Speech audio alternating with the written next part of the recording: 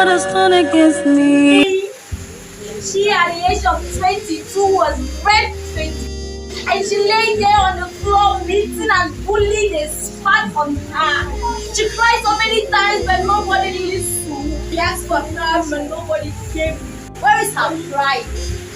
Where is her integrity? This integrity she nurtured so much for so many years now lay on the floor, shattered.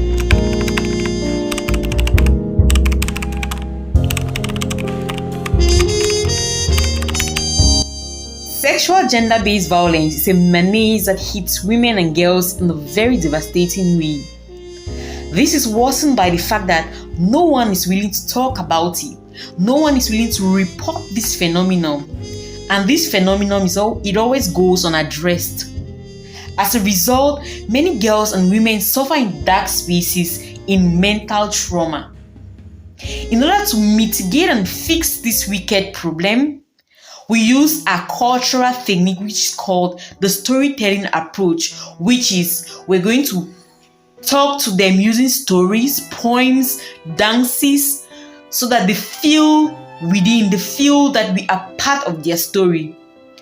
Through this project, we collected stories of victims of sexual gender-based violence. We built resilience in these girls through 4 approaches. Our first approach was we had to train trainers who would go back into their communities. We had a training where we were training girls. We made them to understand that they are safe spaces for other girls. They are conquerors. They are brave. They can talk girls out of dark spaces. They are survivors who are going back to their communities to raise other victims of sexual gender-based violence. Through the training, we're able to show them we identify different areas, we identify culture, we identify conflict, we identify poverty as the root causes of this phenomenon. And in order to eradicate this, it took us to our second phase of the program, which is the empowerment activities. An economically vibrant woman or girl will be upright or will stand better to combat this phenomenon of sexual gender-based violence.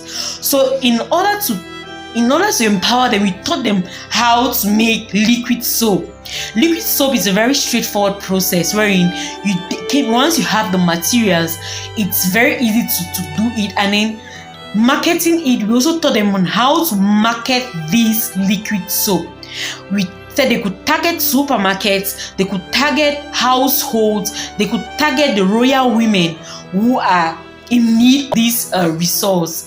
So we asked them to target the royal women so that they could easily sell their products, generate income, and help their homes or help themselves.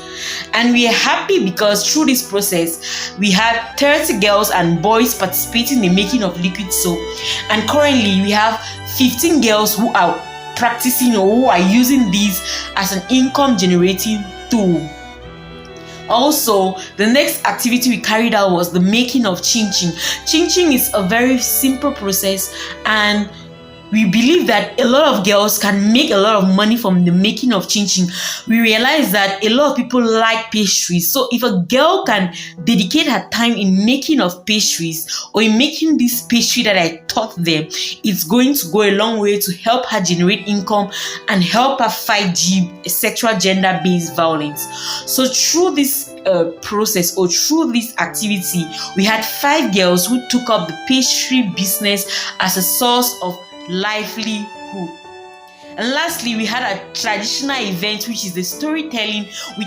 Through the storytelling, we had a child protection event. That means we taught children the child protection song. This is a song that helps children to be aware. We empower children on their different body parts, that is the red zone and the green zone, who should touch these parts and who they should talk to if these parts are being touched inappropriately. We had 50 children who participated in this activity. They loved the song and they were willing and ready to go back to their neighborhoods and continue singing this song. It was a great time toiling through this project. It was a great time for us during this project because we had a great impact amongst girls, we had women, and we had a large training of women who were willing to learn how to make this soap in the community. We taught 15 women how to make Lucky soap so that they can be financially buoyant. Being financially buoyant prevents them from intimate partner violence, because intimate partner violence sometimes is caused by it's caused by poverty. When women are too demanding of the husband, they tend to exploit them. If these women go back to the community and they are willing to practice this activity, their husbands will not exploit them. Thank you, Ban Ki-moon, for giving me the opportunity to impact my community in this magnitude. I'll remain grateful.